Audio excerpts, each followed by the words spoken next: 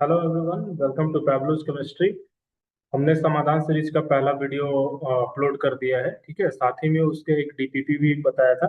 तो डीपीपी वहाँ पे यार आपको टेलीग्राम चैनल पे मिल जाएगा, या जो समाधान के लिए जो व्हाट्सएप ग्रुप बना है उस ग्रुप पे आपको मिल जाएगा। और ग्रुप का लिंक आपको कम्युनिटी पोस्ट में दिया हुआ है, वहां से आप ग्रुप को ज्वाइन कर सकते हैं। ठीक है, तो डीपीपी को एक बार देख लेते हैं। डीपीपी में कुछ बहुत से सिंपल क्वेश्चन दिए हुए थे। हमने बताया है कि ये जो चैनल चलता है ये टॉपर्स के लिए नहीं है, क्योंकि टॉपर्स जो है वो अपनी चीजों को मैनेज कर लेते हैं। ये एवरेज के लिए है, या बिलो एवरेज के लिए, या मेडियोकर के लिए है। ठीक है, कि आपको यदि बूस्ट करना है अपने प्रिपरेशन को तो किस तरीके से कर सकते हैं। तो इसलिए क्वेश्चंस बहुत बेसिक थे। बहुत लोग बोल रहे हैं कि यहाँ पे बहुत बेसिक क्वेश्चन है, ऐसे गेट का प्रिपरेशन नहीं होता है। तो भाई, तो आपको यदि सही लग रहा है, जहां से सही लग रहा है आप करो, बट ये बेसिक से बताया जा रहा है ऐसे बच्चों के लिए जो अभी एकदम जीरो है। ठीक है, तो चलिए स्टार्ट करते हैं, एक एक क्वेश्चन देखेंगे। हमने एक मोल कॉन्सेप्ट को बताया था थोड़ा सा, तो मोल कॉन्सेप्ट से रिलेटेड यहाँ पे क्वेश्चन है। पहला क्वेश्चन है, how many moles are present in 11 gram of carbon dioxide. तो यार कार्बन डाइऑक्साइड का आपको मोलर मास पहले पता होना चाहिए। ठीक है, तो कार्बन डाइऑक्साइड का मोलर मास निकालोगे तो कार्बन का क्या होता है, 12 होता है। ठीक है, ऑक्सीजन का होता है 16। दो ऑक्सीजन है यहाँ पे, 2 से मल्टीप्लाई करोगे तो अल्टीमेटली कितना आएगा, 12 प्लस 32 कितना हो जाएगा, 44। ठीक है, और यहाँ पे कितना है, 11 ग्राम कार्बन डाइऑक्साइड दिया हुआ है। तो मोल का फॉर्मूला क्या होता है, given mass by molar mass. तो गिवन मास कितना है, 11, डिवाइड करोगे इसको मोलर मास से, 44। तो कितना आ गया, 1/4 का रेशियो, 1/4 का रेशियो। इसको सॉल्व करोगे तो क्या आ जाएगा, 0.25। कैसे सॉल्व कर रहे हैं, तो मैं ऐसे करता था सॉल्व, ऊपर नीचे मल्टीप्लाई कर देता था 25 से। तो क्या हो जाएगा, देखो 25 फोर सर 100। तो यहाँ पे 25/100 तो क्या हो जाएगा, अल्टीमेटली 0.25। तो ये ऐसा सॉल्व हो जाएगा, समझ गए। नेक्स्ट क्वेश्चन है आपका, which of the following correct correct unit of molarity. तो मोलैरिटी में क्या बताएगा, number of moles of solute. ठीक है, मोल्स ऑफ सॉल्यूट बताया गया था, और उसको डिवाइड किया गया था किससे, by volume of solution. Volume of solution in litre. ठीक है, volume of solution in litre. तो यूनिट क्या हो जाएगा, मोल, मोल का मोल रहेगा ऊपर, और लीटर का लीटर, मोल पर लीटर इसका आंसर हो जाएगा। ठीक है, नेक्स्ट आ जाओ थर्ड क्वेश्चन में। मोलालिटी, मोलालिटी को कैसे डिफाइन करते हैं, मोल्स ऑफ सॉल्यूट। मोलालिटी है ना, तो इसका आंसर देखो यहाँ पे गड़बड़ दे दिया। तो molality of solution is defined है मोल्स ऑफ सॉल्यूट पर लीटर, नहीं पर केजी होगा। ठीक है, तो ये आंसर क्या है यहाँ पे, गड़बड़ है, मोल्स ऑफ सॉल्यूट पर किलोग्राम ऑफ सॉल्वेंट।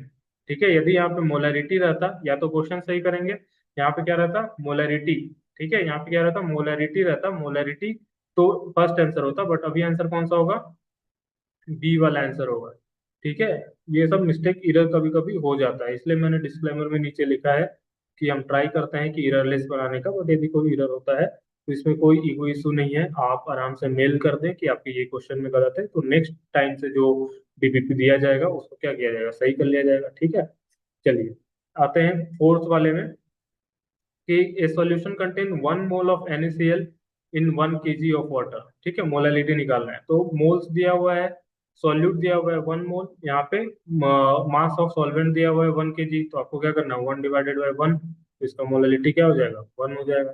ठीक है, फिफ्थ क्वेश्चन में, 2 मोल इथेनॉल है 1 लीटर वाटर में मिक्स किया गया है। ठीक है, 2 मोल। इस क्वेश्चन देखो, ये थोड़ा सिंपल क्वेश्चन भी है और ये थोड़ा टफ क्वेश्चन भी है। कैसे सोच पाओगे, ये सिंपल, यदि मोलरिटी का फॉर्मूला देखोगे तो moles of solute divided by volume of solution लिखते हो। ठीक है, वॉल्यूम ऑफ सॉल्यूशन लिखते हो, तो मोल्स ऑफ सॉल्यूट दिया हुआ है, 2 मोल दिया हुआ है। ठीक है, और वॉल्यूम ऑफ सॉल्यूशन दिया हुआ है 1 लीटर। तो ये सॉल्यूशन का, ये तो सॉल्वेंट हो गया ना, सॉल्वेंट का हो गया। तो अब मान लो इसमें तुम 2 मोल इथेनॉल ऐड कर दोगे तो सॉल्यूशन का वॉल्यूम तो थोड़ा ज्यादा होगा, 1 से थोड़ा ज्यादा वॉल्यूम होगा। ठीक है, फिर भी चलो 1 मान लेते हैं हम लोग। तो यदि मान लो इसको 1 लिखोगे तो आंसर तुम्हारा क्या होगा, 2 मोलरिटी हो जाएगा। ठीक है, 2 मोलर सॉल्यूशन बन जाएगा। लेकिन यदि ये 1 से बड़ा हो गया, मान लो 1 पॉइंट कुछ हो जाएगा, तो ये नियर अबाउट 2 होगा, मतलब 2 से छोटा होगा, समझ पा रहे हो, 1.99 जैसा कुछ आंसर होगा। तो इसलिए अल्टीमेटली 2 आ गया। मोल फ्रैक्शन किसको बोलते हैं, मोल फ्रैक्शन बताया था, नंबर ऑफ, जैसे मोल फ्रैक्शन लिखना है तो मोल फ्रैक्शन कैसे लिखते हैं, Na/Nt लिखते हैं। ठीक है, तो number moles of solute divided by total moles of all component, तो इस तरीके से निकाल सकते हो। सिंपल सिंपल क्वेश्चन है। 7 नंबर में देखो, टू मोलर सॉल्यूशन ठीक है, ऑफ NaOH। इसका मतलब क्या होगा, इसका दो तीन मतलब हो सकता है, जैसे 2 मोल NaOH को ऐड किया गया है, ठीक है, 1 लीटर सॉल्यूशन में, ठीक है, 1 लीटर सॉल्यूशन में ऐड किया गया है, तो ये हो जाएगा तुम्हारा 2 मोलर सॉल्यूशन, फर्स्ट वाला आंसर आ जाएगा। ठीक। यदि 2 मोलर की जगह 80 ग्राम NaOH भी लिख सकते थे, 80 ग्राम NaOH, क्योंकि NaOH का मोलर मास कितना होता है, 40 होता है। तो 1 मोल में कितना होगा, 40 ग्राम होगा। 2 मोल में कितना होगा, 80 ग्राम होगा। तो सेम आंसर हो जाता। इसमें ये भी ऑप्शन हो सकता था, 80 ग्राम NaOH। तो ये आंसर भी सही हो जाता है MSQ टाइप में, समझ रहे हो। अब बताओ, what is the molarity of solution containing 10 gram of NaOH in 250 ml of solution. तो यहाँ पे 10 ग्राम NaOH का मोल निकाल लो, 10/40, तो मोल कितना आ जाएगा, 0.25। ठीक है। और इसका वॉल्यूम दिया हुआ है 250 ml दिया है, तो ml को लीटर में कन्वर्ट करोगे, 1000 से ऊपर मल्टीप्लाई करना पड़ेगा, जीरो जीरो कैंसिल कर दो, ऊपर यहाँ से भी 100 आ जाएगा, ये भी 100 100, ये 25 है 25, तो आंसर क्या हो जाएगा, 1 हो जाएगा। ठीक है। 36 ग्राम अमोनिया प्रेजेंट है 2 लीटर सॉल्यूशन में। मोलरिटी क्या होगा सॉल्यूशन का आपको बताना है, तो 36 ग्राम में मोल कितना होगा अमोनिया का, 36। अमोनिया का फॉर्मूला क्या होता है, NH3, तो NH3 का मोलर मास 14+3। ठीक है, 3 हाइड्रोजन है, तो 1+1+1, तो 17 हो जाएगा, इसको इससे डिवाइड कर लेना। और 2 लीटर है, तो 2 लीटर से इसको डिवाइड कर देना, 34 के आसपास आएगा, 34 डिवाइडेड बाई 36 कर दोगे। ठीक है, 34 डिवाइडेड बाई 36। तो ये इसको सॉल्व करके जो आंसर आएगा वही यहाँ पे आंसर हो जाएगा, मोल पर लीटर यूनिट, क्योंकि मोलारिटी निकाल रहे हैं। ठीक है। नेक्स्ट है 1 mole of any gas at STP occupies. ठीक है, अब ये क्वेश्चन में देखो बोला गया है कि 1 मोल ऑफ एनी गैस, कोई गैस होगा, ठीक है, आप यदि उसको एसटीपी का मतलब क्या होता है, standard temperature and pressure, standard temperature और प्रेशर के कंडीशन में रखोगे 1 मोल गैस को ना, तो उसका वॉल्यूम अल्टीमेटली क्या हो जाता है, 22.4 लीटर हो जाता है। तो यहाँ से भी आप क्वेश्चन बना सकते हो, जैसे कल आपको बताया था कि given mass by molar mass करके आप क्या निकाले, तो मोल निकाल दो, मोल का फॉर्मूला कल आपको बताया था, given mass by molar mass. ठीक है, given mass by molar mass. ठीक है, तो ये आपका क्या था, ये था आपका फॉर्मूला था मोल्स के लिए। तो जब आपको वॉल्यूम दिया रहा है ना, मान लो दिया रहा है 2 litre of gas, 2 litre of gas है, तो कितना मोल होगा इसमें, तो 2 लीटर को आप क्या कर सकते हो, डायरेक्ट 22.4 लीटर से डिवाइड कर देना। ये बात कब की है, एसटीपी की बात है, जब स्टैंडर्ड टेम्परेचर प्रेशर में रहेगा, तो आप 22.4 से डायरेक्टली डिवाइड कर सकते हो, उससे भी आपको क्या मिल जाएगा, मोल्स मिल जाएगा। ठीक है। अब आ जाओ क्वेश्चन नंबर 11। ये फैक्ट है 10 नंबर वाला, ये याद रखना, इससे कुछ क्वेश्चंस बनेंगे। अब मोल फ्रैक्शन ऑफ वाटर क्या है, 1:1 मोलर मिक्सचर दिया हुआ है, मतलब 1 मोल क्या लिया हुआ है, वाटर, और 1 मोल लिया हुआ है इथेनॉल। ठीक है, तो अब इसमें मोल फ्रैक्शन निकालना है। मोल फ्रैक्शन निकालने किसका, वाटर का, दोनों 1:1 मोल लिया है, तो मोल फ्रैक्शन का फॉर्मूला क्या था, मोल फ्रैक्शन का फॉर्मूला था mole of component divided by total moles. तो एक कंपोनेंट 1 है, दो कंपोनेंट ऐड कर दो क्या हो जाएगा, 1+1, दोनों का मोल को टोटल मोल क्या हो जाएगा, 2 मोल्स। तो यहाँ पे क्या होगा, 1/2, तो 1/2 का वैल्यू क्या होगा, 0.5। ये आंसर हो जाएगा। ठीक है।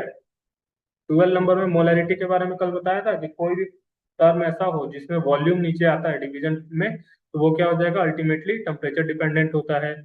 और जैसे इसलिए बोला था, हम लोग प्रीफर करते हैं किसको, मोलैलिटी को प्रीफर करते हैं। अब देखो, what is the molality of solution containing 16.5 gram of naphthalene. ठीक है, 16.5 ग्राम ऑफ नेप्थलीन। तो 16.5 ग्राम ऑफ नेप्थलीन को आप क्या करोगे, इसका मोलर मास कैलकुलेट कर लोगे, तो मोलर मास कितना हो जाएगा, देखो गेट का एग्जाम है, कैलकुलेटर मिलता है, तो कैलकुलेटर जो है उसका मिनिमम यूज कर सकते हो, मतलब ट्राई करो, ये सब तो सिंपल कैलकुलेशन है, तो कैलकुलेटर यूज करना थोड़ा हैबिट में रख सकते हो, गेट के एग्जाम में मिलता है। ठीक है, इसका मोलर मास कैलकुलेट कर लो। कार्बन का 12 होता है, 10 कार्बन है, तो 12 × 10, 8 हाइड्रोजन है, तो कितना हो जाएगा, 128 हो जाएगा। और यहाँ पे गिवन मास कितना है, 16.5, तो इसका मोल निकाल सकते हो, 16.5 डिवाइडेड बाई 128, तो ये क्या आ जाएगा, मोल आ जाएगा नेप्थलीन का। तो साथ ही साथ यहाँ पे बेंजीन का दिया है, तो बेंजीन का क्या हो जाएगा मोलर मास बताओ, 12 × 6 + 6, तो 78 हो जाएगा इसका मोलर मास, 12×6 = 72, 72 होता है, और उसमें 6 ऐड कर दो 78। तो बेंजीन का मोलर मास क्या हो जाएगा, 78, तो बेंजीन के मोल भी निकल जाएंगे यहाँ पे। अब देखो बेंजीन का मोल का जरूरत भी नहीं है, क्योंकि यहाँ तुमसे पूछा क्या गया, मोलालिटी पूछा गया, तो मोल यहाँ पे सॉल्यूट कौन होगा, नेप्थलीन, क्योंकि इसका मास कम है, अमाउंट कम है, और बेंजीन का अमाउंट ज्यादा है। ठीक है, तो बेंजीन का अमाउंट ज्यादा है, तो इसमें क्या करो, बेंजीन क्या हो जाएगा, बेंजीन हो जाएगा सॉल्वेंट, और सॉल्यूट क्या हो जाएगा, नेप्थलीन। तो नेप्थलीन का मोल निकाल लो, इससे मोल निकल जाएगा नेप्थलीन का। अब इस जो मोल आएगा इसको डिवाइड कर दोगे किससे, 54.3 से। ये ग्राम में है, इसको केजी में कन्वर्ट कर दोगे, 1000 से मल्टीप्लाई कर दोगे, सॉल्व करोगे तो 2.37 आएगा। देखो ऐसा, इसको दूसरे कलर से दिखाता हूँ तो समझ में आएगा। देखो, जैसे क्या बोल रहा हूँ, 16.5 डिवाइडेड बाई 128, ये क्या हो गया, मोल आ गया किसका, नेप्थलीन का। अब इसको क्या करोगे, डिवाइड कर दोगे किससे, 54.3 से। ठीक, और ऊपर 1000 से मल्टीप्लाई कर दोगे। ठीक है, 1000 से मल्टीप्लाई किया किसको, ये ग्राम को केजी में चेंज करने के लिए। ठीक है, नेक्स्ट देखो, 1.8 ग्राम ग्लूकोज है, इसको डिसॉल्व किया गया 100 ग्राम वाटर में। क्या बताना, मोलालिटी बताना है। तो मोलालिटी कैसे निकलता है, ग्लूकोज का मोल निकाल लो, क्योंकि ग्लूकोज क्या है, सॉल्यूट है, तो सॉल्यूट का मोल निकाल लो, 1.8 डिवाइडेड बाई 180। ठीक है, और 100 ग्राम वाटर में डिसॉल्व किया है, तो 100 ग्राम वाटर है, इसको मास के 1000 से डिवाइड करोगे तो किसमें हो जाएगा, केजी में हो जाएगा, तो चेंज कर दो। ये 10 10 कैंसिल, ये कैंसिल, तो कितना आ जाएगा, 1/10, तो अल्टीमेटली क्या है, 0.1 मोल पर केजी, मोलालिटी आ गया। ठीक है, नेक्स्ट क्वेश्चन देखो, what will be the mole fraction of solute in solution containing 1 mole of solute and 9 mole of solvent. तो मोल फ्रैक्शन निकालना है, सॉल्यूट कितना है, 1 मोल है, सॉल्वेंट 9 मोल है, तो मोल फ्रैक्शन निकालो सॉल्यूट का, 1 डिवाइडेड बाई टोटल मोल क्या हो जाएगा, 9 + 1, तो 1/10। ठीक है, तो कितना हो गया, मोल फ्रैक्शन 0.1 हो जाएगा। अब नंबर ऑफ मोल्स बताओ, 400 ग्राम कैल्शियम कार्बोनेट, तो कैल्शियम कार्बोनेट का जो मोलर मास होता है वो कितना होता है, 100 ग्राम, 100 होता है, 100 ग्राम पर मोल। तो यहाँ पे 400 दिया है, तो given mass by molar mass कर दो। ठीक है, तो कितना आ गया, 4 आ गया, तो 4 मोल आंसर हो जाएगा।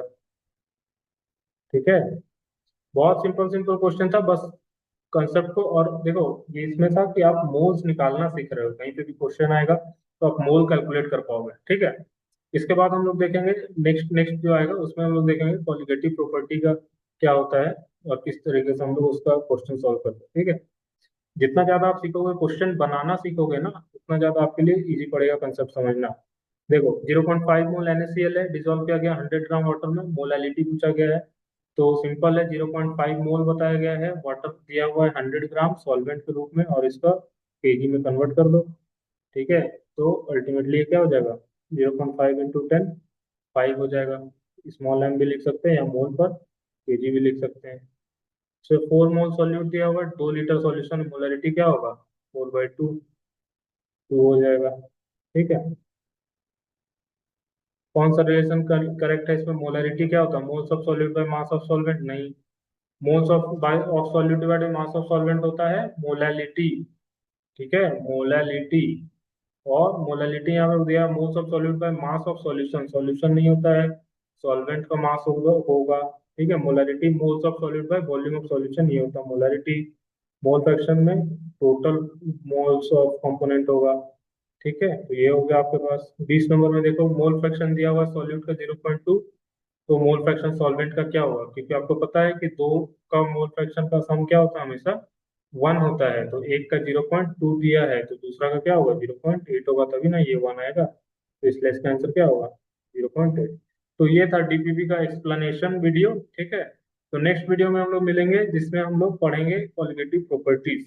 ठीक है, क्योंकि आपको मोल के बारे में आइडिया हो गया है, आप मोलालिटी कैलकुलेट करना सीख गए हैं। ठीक, और इसके बाद हम लोग स्टार्ट करेंगे क्वालिटेटिव प्रॉपर्टी, क्या होता है क्वालिटेटिव प्रॉपर्टी, कैसे